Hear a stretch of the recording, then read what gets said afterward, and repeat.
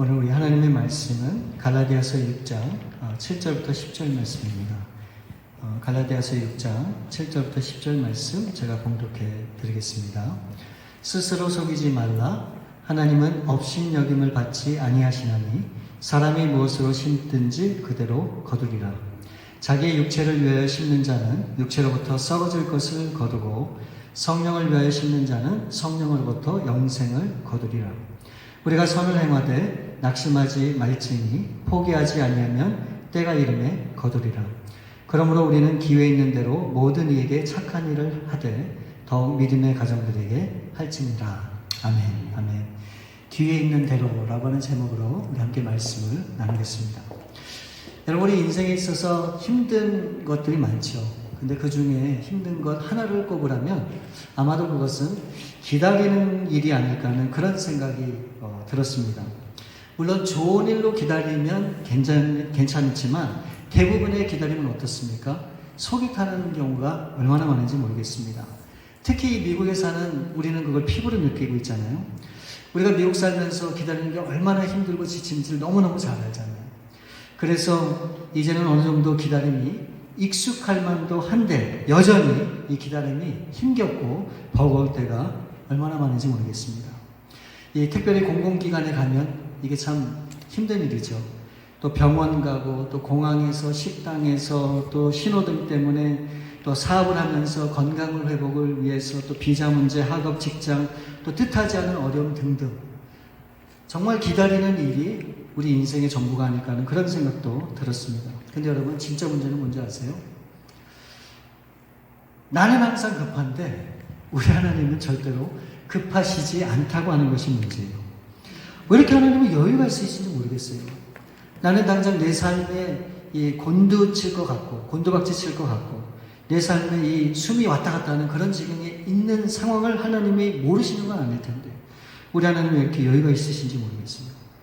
늘 하나님이 하시는 일들을 보면 지연되는 일들이 얼마나 많은지 모릅니다. 하나님께서 분명히 하나님의 자녀들에게 꿈을 주시겠다고 했죠. 비전을 주시죠. 그리고 그걸 이루시겠다고 말씀하셨어요. 근데 질문은 이거예요. 언제? 또 하나님이 우리에게 놀라운 축복의 약속들을 얼마나 성경 통해서 많이 주셨어요. 언제 이루실 건가요? 우리에게 건강도 회복하시겠다고 말씀을 하셨죠. 어느 세월에 우리의 건강을 회복시키실 건지 도저히 이해가 안 될 때가 참 많아요. 제가 오래전에 어떤 목사님의 설교를 들었는데 그때 그 목사님이 하셨던 말씀이 기억이 났습니다. 그때 어느 날 하나님께서 그 목사님에게 어떤 일을 하라고 명령을 하셨대요. 근데 그 목사님이 그때 전체적인 상황을 봤을 때 도저히 자신은 그런 거 할 수 있는 능력도 안 되고 어떤 재정적인 것도 안 되고 모든 게 다 안 돼서 하나님 나 절대 못합니다. 그랬다는 거예요. 그때 계속 하나님이 나타나셔갖고 계속적으로 그 일을 해야 된다고 말씀을 하셨다는 거예요. 이 목사님이 하다가 안 돼갖고 그렇게 얘기를 했대요. 본인 생각에 황당한 어떤 그런 일을, 그러니까 정말 있을 수 없는 그런 일을 하나님 앞에 얘기하면서 만일 하나님 이런 일이 일어나는 것이 하나님의 사인이라고 한다면 그러면 내가 정말 하나님의 말씀에 순종하겠습니다. 그랬다는 거예요. 근데 그 일이 제가 뭔지 기억이 안 나요. 근데 도저히 있을 수 없는 그런 일이거든요. 그러니까 그냥 그 하나님을 테스트하기 위해서 그런 건지 정말 하기 싫어서 그런 걸 했는지 모르지만 그 하나님 앞에 말도 안 되는 그런 그 증거를 보여달라고 이렇게 했는데 실제 그 증거가 일어났다는 거예요. 그래서 이 목사님이 두 말도 안 하고 이게 전적인 하나님의 뜻인 줄 알고 그 말씀에 순종을 했다는 거예요. 자, 그러면 누가 원했던 일입니까? 하나님이 원하셨던 일이에요. 그럼 그 일을 진행하면 잘 풀려야죠. 순조롭게 진행이 돼야죠. 근데 그 일이 이루기까지 수많은 시간이 걸렸고 굉장히 힘든 그런 과정이 있었다라고 하는 그런 말씀을 하셨어요. 그러니 하나님이 주신 말씀인데 그 일이 이루기까지 이 목사님의 속은 어땠을까요? 만만치 않았을 거예요. 얼마나 속상했을지 상상이 가고 이해가 됩니다. 근데 여러분, 놀라운 게 뭔지 아세요? 이것이 바로 하나님께서 일하시는 하나님의 방법이라는 거예요. 여러분, 성경에 등장하는 수많은 믿음의 사람들을 보게 되면 여러 가지 공통점이 있는데 그 중에 한 가지를 뽑으라 그러면 확실하게 드러나는 게 있어요. 그게 뭐냐면요, 이 믿음의 모든 그런 선조들, 믿음의 사람들은 하나같이 기다림에 익숙해 있는 사람인 것을 우리가 알 수 있어요. 근데 여러분, 처음부터 그 사람들이 그 기다림에 굉장히 쉽게 반응하고 당연히 그렇게 생각했을까요? 아니에요. 굉장히 기다리는 게 익숙치 않고 지루하고 굉장히 힘든 그런 시간이었을 겁니다. 그러나 하나님을 점점 알아가면서 기다리게 되고, 그것이 점점 익숙해지면서 이제는 믿음의 사람으로서 이제 기다리는 일이 당연하게 받아들여지고 아무렇지도 않게 받아들여지게 된 거예요. 여러분, 노아를 보세요. 120년 동안 비가 오기를 기다렸어요. 그러면은 비가 오기만 기다리면서 아무것도 하지 않았나요? 아니죠. 높은 산에, 당시 아라랏산이 굉장히 높은 산이거든요. 그 산에 어마어마한 배를 지어야 됐습니다. 길이가 135m고요. 폭이 22.5m고요. 높이가 13.5m예요. 그러니까 이거를 지난번에 한번 예전에 말씀드렸죠. 축구장만한 사이즈의 배를 산 꼭대기에다 짓는 거예요. 여러분, 그 당시에 뭐가 있었겠습니까? 오늘처럼 연장이 있었을까요? 망치가 있었겠습니까? 톱이 있었겠어요? 아니, 그러면은 120년 동안 이 방주를 이 노아와 7명의 가족들이 이걸 지어야 됐던 거예요. 우리가 어떻게 보면 이 노아의 방주 120년이 걸렸다고 얘기를 하잖아요. 그러면 와, 참 그 시간에 어떻게 기다릴 수 있었을까? 근데 하나님이 이 노아를 기다리게 하셨던 방법이 있어요. 그거는 방주를 짓겠던 거예요. 120년 동안. 상상해 보세요. 그만한 사이즈를 그걸 어떻게 다 그 재료를 자르고 뭐 하고 해갖고 그렇게 했겠어요. 그게 120년이 걸린 거예요. 노아만 그렇습니까? 성경의 수많은 인물들이 정말 하나님의 그 기다림 속에서 준비를 하고 그래서 결국 하나님 앞에 쓰임받은 그런 삶을 우리가 보게 되죠. 모세도 마찬가지예요. 80년을 왕궁과 광야에서 기다렸어요. 예수님도 3년 사역을 위해서 30년을 기다리셨어요. 이걸 통해서 우리가 알 수 있는 게 뭔가? 하나님은 우리를 기다리게 하신다는 거예요. 왜요? 그 이유가 있어요. 무슨 이유요? 우리를 준비케 하기 위해서 기다림을 우리 가운데 허락하신다는 거예요. 여러분, 우리가 다 아시겠지만 어떤 일을 하든 간에 준비가 없으면 온전한 결과가 나올까요? 절대로 그렇지 않아요. 많은 사람들은 요즘에 메가밀리언 그래갖고 라또에 대한 관심이 많더라고요. 또 많이 사기도 하고. 그래서 한번 이 라또를 사서 한번 팔자, 인생의 팔자를 고쳐보겠다고 하시는 그런 분들이 있어요. 근데 여러분, 실제로 이 라또를 해갖고 당첨되는 분들이 있잖아요. 어마어마한 그런 상금을 받는 그런 분들이 분명히 있습니다. 근데 그렇게 쉽게 바뀐 인생이 어떨까요? 잘 살까요? 정말 바라고 원하는 모든 것을 다 하면서 그렇게 행복하게 살까요? 아니에요. 가끔 뉴스가 나와요. 그 인생의 라또, 인생의 그 로또를 맞은 사람들은 어떻게 살까 보면은 하나같이 다 제대로 못 살아요. 다 망가진 인생을 산다고 하는 것을 접하게 됩니다. 그도 그럴 것이, 이게 뭔가 일을 하면서 땀을 흘리고 수고를 하고 뭔가 기대를 하면서 그렇게 얻는 이것이 나한테 소중하고 귀한 건데 하루아침에 얻게 되니까 그 가치를 모르는 거죠. 그러니까 결국 그런 가치를 갖고 인생을 망칠 수밖에 없는 겁니다. 여러분, 혹시라도 여러분 가운데 라또에 대한 관심이 있으신 분들 싹 생각을 접으세요. 제가 분명히 100% 개런티를 말씀드려요. 하나님께서는 여러분에게 절대 1등 당첨 번호를 알려주시지 않습니다. 네. 왜요? 여러분들을 사랑하시기 때문에. 그러니까 절대 로또 생각도 하지 마시고 그런 꿈도 꾸지 않는 여러분들 될 수 있기를 바랍니다. 여러분, 우리가 정말 의미 있는 인생을 살기 위해서는 준비하는 과정이 반드시 우리 가운데 필요한데, 바로 그 준비하는 과정이 기다림 속에서 이루어진다라고 하는 사실을 우리가 기억을 해야 돼요. 근데 여러분, 우리가 어떻게 기다려야 되는가? 이게 이제 우리의 이슈 아니에요? 근데 여러분, 기다리는 데 있어서 중요한 게 뭐냐면 방향이에요. 방향. 내가 어떤 방향을 갖고 기다릴 것인가? 이것이 중요하다는 거예요. 오늘 본 말씀 9절 말씀에 보면 우리가 선을 행하되 낙심하지 말지니 포기하지 아니하면 때가 이름에 거두리라. 여러분, 하나님의 때를 기다리면서 우리가 추구해야 되는 방향이 뭐라고 말씀하고 있습니까? 선을 행하는 거라고 말씀하고 있어요.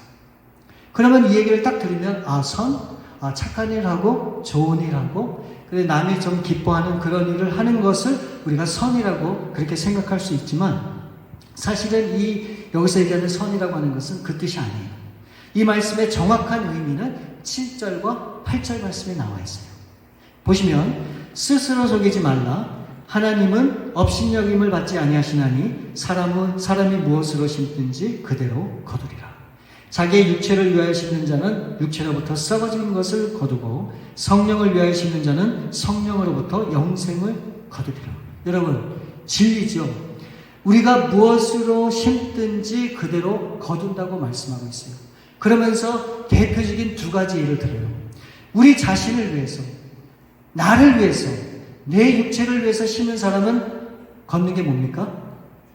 썩어진 것을 걷는다고 얘기하고 있어요. 그러나 성령으로 심는 자는 어떻게 거둔다고요?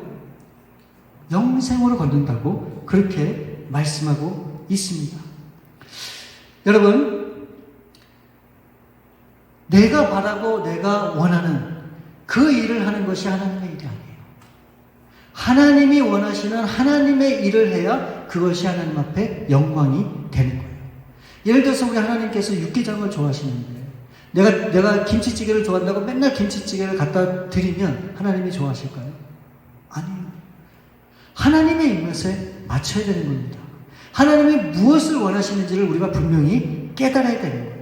그래서 그것을 드려야 하나님이 기뻐 받으시는 것이죠. 여러분, 그러므로 성령의 인도하심을 따라 하나님께서 기뻐하시는 그런 선을 행한다고 하는 것은 무엇인가? 바로 그것은 나를 위해서 사는 나의 것을 드리는 것이 아니라 하나님이 기뻐하는 하나님의 것을 드리는 것, 바로 그것이 선을 행하는 것이다. 그렇게 얘기할 수 있는 거예요. 바로 그것이 영원한 것이기 때문에 그래요. 그러면은 나를 위해서 드린 모든 것들은 다 쓸데없고 헛된 것인가? 그래도 내가 나를 위해서 드리고 내가 나의 어떤 그런 삶을 가꾸기 위해서 그렇게 부단히 노력한 것이 아무 쓸모가 없다 그러면 그게 얼마나 허망한 일입니까? 근데 왜 이 성경은 그것을 썩어질 것이라고 그렇게 표현을 하는가? 여러분, 이유가 있어요. 하나님을 위해서 드리는 것은 영원하기 때문에 평생 영원히 남는 거예요. 그러나 내가 드릴 수 있는 것은 이 땅에서밖에 허락이 안 돼요. 근데 이 땅에서 천년만년 살 사람이 있습니까? 없어요. 그렇기 때문에 누구나 이 땅에서 나 자신을 위해서 드리고 헌신하고 수고하고 가꾸고 한 모든 것들은 결국은 썩어서 없어지고 사라질 거다라고 하는 그런 표현의 말씀인 거예요. 여러분, 아무리 화사하고 아름다운 꽃을 이 화병에다가 꽂으면 겉으로 보면 멋있죠. 당장은 괜찮죠. 그러나 한 며칠 지나면 어떻게 될까요? 이 꽃은 다 시들 수밖에 없는 거예요. 자신을 위해서 드리는 삶이 그렇다는 거예요. 우리는 우리 자신을 위해서 이렇게 투자하고 가꾸고 열심으로 드리면 그게 평생 남을 것 같고 그게 평생 그 아름다움을 유지할 것 같지만 그게 아니라는 거예요. 그거는 너가 이 땅에 살 동안만 가능한 거고 얼마지 않아서 결국은 사라지고 없어지고 다 썩어 빠질 거라고 하는 그런 말씀을 하고 있는 겁니다. 그럴 때는 우리는 어떤 삶을 살아야 될까요? 선을 행해야 돼요. 하나님이 원하시고 하나님이 기뻐하는 그 일을 우리가 행하면서 그렇게 살아야 된다는 거예요. 근데 문제가 있죠. 무엇이 문제입니까? 9절 말씀에 보면 우리가 선을 행하되 낙심하지 말지니 포기하지 아니하면 때가 이름에 거두리라. 문제는 뭐냐면요. 우리가 선을 행하되 낙심하고 포기할 때가 많을까요? 적을까요? 많다는 게 문제예요. 많다는 게.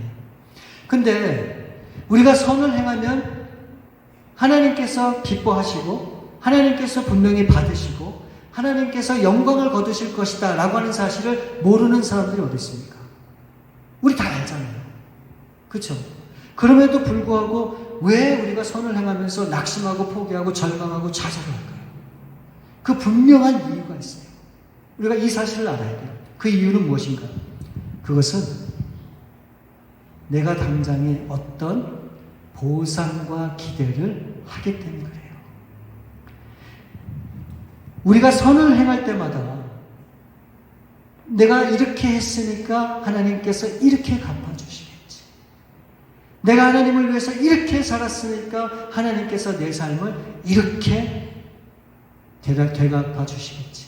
라고 하는 어떤 그런 기대와 심리가, 그런 보상 심리가 우리 가운데 차고 넘치기 때문에 그렇다는 거예요. 자, 여러분 한번 보세요. 만일 여러분들이 하나님이 기뻐하는 선한 일을 하나 할 때마다 하나님이 기뻐하셔갖고 바로 응답해 주셔서 축복해 주시고 여러분의 삶을 복되게 하셨다고 한번 생각해 봐요. 여러분 열심히 할 수 있을 것 같으세요? 없을 것 같으세요? 신앙생활. 열심히 하겠죠. 왜요? 하는 대로 보상이 주어집니까? 잘 이해가 안 되시죠? 그럼 제가 좀 더 쉽게 얘기할게요.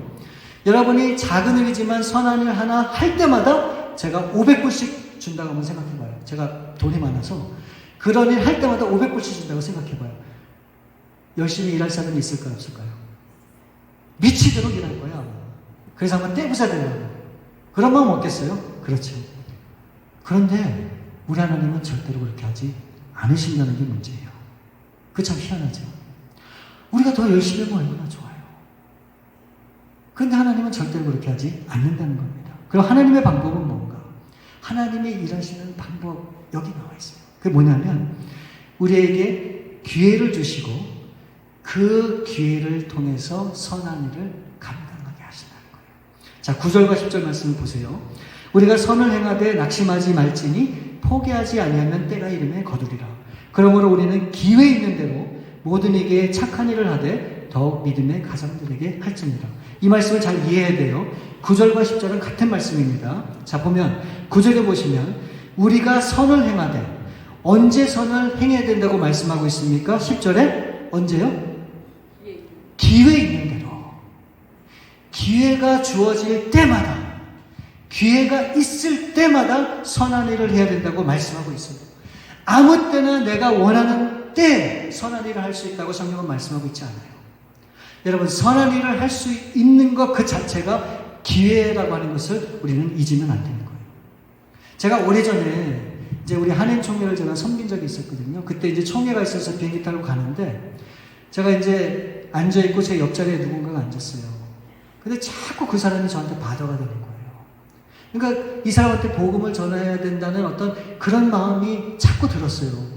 그래서 자꾸 제 마음속에 부담을 주는데 너무 피곤하고 힘들고 그래서 그냥 제가 무시했어요. 그러고 그냥 잠자고 대화 한마디도 안 섞고 그냥 그러고 갔거든요. 그러고 나서 나중에 그 일이 굉장히 저한테 후회가 됐어요. 아, 그때 내가 왜 그랬을까? 그렇게 하는 것이 아닐 때. 여러분, 제가 제 옆자리에 앉은 그 사람을 언제 또 만날 수 있겠습니까? 그 사람에게 하나님이 역사하기 위해서 저를 붙여주셨고 그래서 제가 그 일을 하길 하나님이 기대하셨는데 제가 그 기회를 놓친 거예요. 누군가가 또 이 사람을 복음을 전하기 위해서 또 어떻게 하기 위해서 그렇게 역사하시겠죠. 근데 중요한 것은 내가 하나님이 주신 기회를 활용하지 못하면 하나님은 반드시 나 아닌 다른 사람들을 사용하시네요. 여러분, 다른 사람들이 그렇게 사용받기를 원하세요? 아니면 내가 좀 하나님 앞에 그렇게 쓰임받기를 원하십니까? 우리는 깊게 한번 생각을 해봐야 돼요. 여러분, 기회는 항상 우리 가운데 찾아오는 것이 절대로 아니에요. 어쩌면 지금 여러분들이 느끼고 있고 어쩌면 지금 여러분들이 생각하는 그 상황이 여러분들에게 주신 하나님의 기회라고 우리가 그렇게 생각할 수도 있어요. 지금 내 도움이 필요한 그 사람, 나의 기도가 필요한 그 사람에게 또한 나의 따뜻한 말 한마디 격려가 필요한 그 사람에게 지금 하나님이 나에게 기회를 주신 것이 라고도 우리가 그렇게 이해할 수도 있는 거예요. 여러분, 우리 이 기회는 우리가 만든다고 우리 가운데 주어지는 것이 아니에요. 그 기회는 하나님의 때에 하나님이 우리 가운데 허락해 주시는 거예요. 그래서 내가 그 기회를 놓치면 더 이상 그 기회는 우리 가운데 찾아오지 않습니다. 그래서 우리는 어떤 환경이든 간에 어떤 그런 상황을 만나게 되면 그것이 하나님이 나에게 주신 기회라고 믿고 그 기회를 통해서 하나님이 원하시는 선한 일을 감당하는 것. 바로 그것이 하나님이 진정 원하시고 기뻐하는 하나님의 일이라고 하는 겁니다. 근데 우리가 여기서 꼭 기억해야 되는 한 가지가 있어요. 이 기회가 그러면 어떻게 우리의 삶 가운데 주어지는가? 이걸 알아야 될 거 아니에요. 무엇이 기회인지를 알아야 우리가 그 기회를 활용할 거 아닙니까? 무엇이 과연 하나님이 우리 가운데 주신 그 기회인가? 우리 이것을 정확하게 알아야 되는데 그것이 무엇인지를 정확하게 우리 가운데 설명해 주고 계세요. 9절 말씀을 보세요. 9절에 보시면 우리가 선을 행하되 낙심하지 말지니 포기하지 아니하면 때가 이름에 거두리라. 이 말씀을 정리하면 이거예요. 우리가 기회가 될 때마다 반드시 선한 일을 행하고자 하는데 그럴 때마다 우리 가운데 어떤 일이 찾아온다고요? 예, 어떤 일이 찾아옵니까? 이 말씀을 보니까 낙심하게 되고 포기하게 될 때가 있다는 거예요. 여러분, 그래서 그런 핑계 되지 않아요? 아니, 나도 힘든데 내가 어떻게 저 사람을, 지금 내 상황이 이런데 어떻게 저 사람을 돌볼 여유가 있겠냐고. 그래서 내가 포기할 수밖에 없고 또 그러기 때문에 내가 낙심할 수밖에 없다고 하는 그런 넋두리를 할 때가 우리가 사실 얼마나 많아요. 근데 하나님의 기회는 우리 가운데 언제 주어지는가? 분명히 말씀하고 있어요. 우리가 낙심할 때, 포기할 때, 절망할 때 그것이 하나님이 우리에게 주신 기회라는 거예요. 여러분, 내가 다 갖춰짐을 다 할 수 있을 것 같죠? 나에게 모든 것이 있으면 잘할 수 있을 것 같죠? 아니에요. 왜 하나님이 없는 자들을 통해서 역사하시고 하나님이 약한 자들을 통해서 역사하시는 줄 아세요? 이게 하나님이 원하시는 하나님의 방법이라는 얘기예요. 절망 가운데 있을 때, 좌절 가운데 있을 때, 모든 것을 포기하고 싶을 그때가 나에게 주신 하나님의 기회라는 거예요. 그래서 그 기회를 놓치지 말라는 거예요. 여러분, 그러니까 힘들다고 불평하지 마세요. 그게 기회예요. 어렵다고 그 일을 미루지 마세요. 그게 기회예요. 내가 할 수 없다고 그것을 내려놓지 마세요. 그게 바로 기회라는 거예요. 그렇기 때문에 우리가 어떤 상황 가운데서도 기뻐할 수 있는 거예요. 감사할 수 있는 거예요. 오히려 나에게 그런 기회를 주신 하나님 앞에 정말 감사로 나갈 수밖에 없는 것이죠. 저는 그것이 우리 그리스도인의 삶이고 그렇게 살아야 된다고 저는 분명히 믿습니다. 여러분, 우리가 충분히 공감을 해요. 이해가 됩니다. 그러기 때문에 우리가 낙심할 수밖에 없고 또 포기할 수밖에 없는 것이죠. 근데 그것이 하나님이 원하시는 선을 행하는 방법이 아니라고 분명히 말씀하고 있는 거예요. 그래서 여러분, 끝까지 포기하지 말고 절망하지 말고 낙심하지 말고 그 선한 일을 오히려 그럴 때 더 감당하고자 앞으로 나가야 돼요. 그리고 더욱더 주님을 붙잡아야 돼요. 내가 능력이 안 되면 능력 주시는 그분을 붙잡고, 내가 힘이 안 되면 나에게 힘을 주시는 그분을 의지하고, 내가 약하면 나에게 강함을 주시는 그분 앞에 내 삶을 다 내려놓고 전적으로 그분을 의지하고 붙을 때 하나님이 그 일을 감당할 수 있도록, 그래서 그 기회를 통해서 하나님의 놀라운 역사가 일어나도록 우리를 사용하시겠다고 말씀합니다. 그럼 이 세상에 쓰임받지 못할 사람이 누가 있습니까? 그럼 더 이상은 우리가 핑계할 수 없는 거죠. 그렇기 때문에 여러분, 우리는 우리에게 주어진 환경이나 이 상황에 대해서 무조건 힘들다, 어렵다고 눈물 짜고 콧물 짜고 그렇게 할 일이 아니라 오히려 그런 상황을 주신 하나님 앞에 감사를 해야 돼요. 그렇게 반응을 해야 돼요. 그럼 한번 생각해 보세요. 우리 형편을 우리보다 누가 더 잘하실까요? 하나님이 더 잘하시죠. 그렇게 힘든데, 그렇게 어려운데, 그럼에도 그 하나님을 바라보고 의지하려고 하고 붙잡으려고 하는 그 모습을 우리 하나님은 보실 때 하나님의 마음이 어떤 생각이 들까요? 감동이 안 되실까요? 내가 모든 것을 다 가지고 할 수 있다라고 하는 것과 할 수 없는 그런 상황에 하나님만 의지하면서 그렇게 나갈 때 어떤 사람의 마음을 우리 하나님은 받으시겠어요? 이거는 뭐 우리가 상상만 생각만 해도 이미 결론이 나온 거 아닙니까? 저는 거기에 진정한 능력이 있다고 봐요.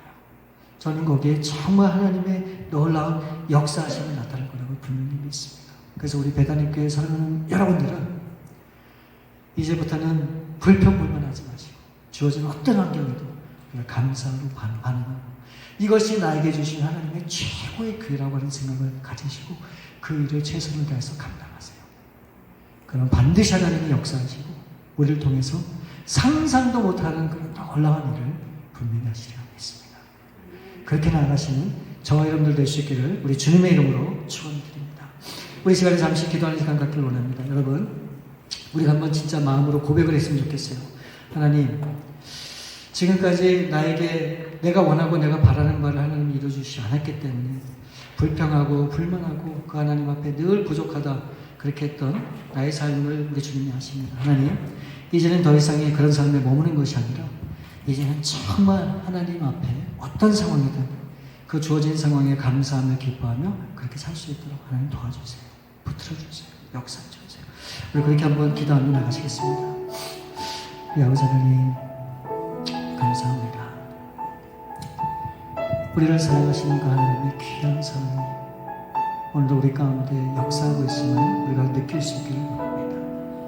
때로는 하나님이 안 보이고 나에게 부족한 많은 것들이 나로 하여금 하나님 앞에 불신하게 되고 그 하나님을 원망하게 되고 그 하나님을 멀리하게 했던 그런 우리의 마음이 있음을 이 시간 고백합니다. 하나님 용서해 주옵소서.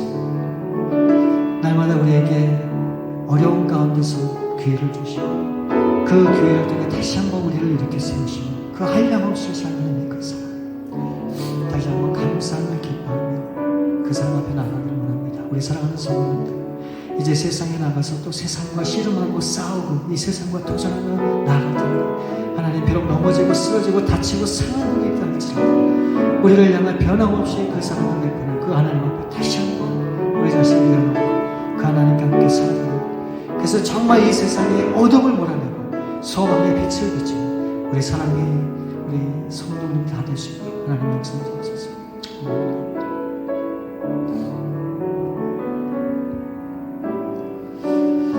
우리 잡아 주신 아버지 하나님 감사합니다. 우리에게 기회를 주시고 그 기회를 통해서 다시 한번 하나님의 자녀임을 확인할 수 있도록 도와주시고 우리에게 힘 주시고 능력 주시는 분이 우리 하나님임을 알게 하시면 감사합니다. 하나님 이제는 더 이상의 불평불만하지 않고 하나님이 허락하신 그 모든 것이 우리에게 기회임을 깨달아 이제 그 기회를 따라 정말 내가 할 수 있는 최선을 다하여 하나님 앞에 나아가는 그래서 정말 하나님의 놀라운 역사를 이뤄내는 그런 우리 귀한 성도들 다 될 수 있도록 하나님 함께 해주셨기 원합니다. 그래서 한 주간도 우리가 이 말씀을 붙잡고 믿음으로 승리할 수 있도록 도와주시고 이 말씀으로 정말 하나님의 영광을 드러내는 귀한 일에 쓰임받는 우리 모든 성도들도 하나님 역사해 주시옵소서. 모든 것을 우리 주 앞에 감사하고 드렸고 우리 거룩하신 주 예수 그리스도 이름으로 기도를 올려옵나이다.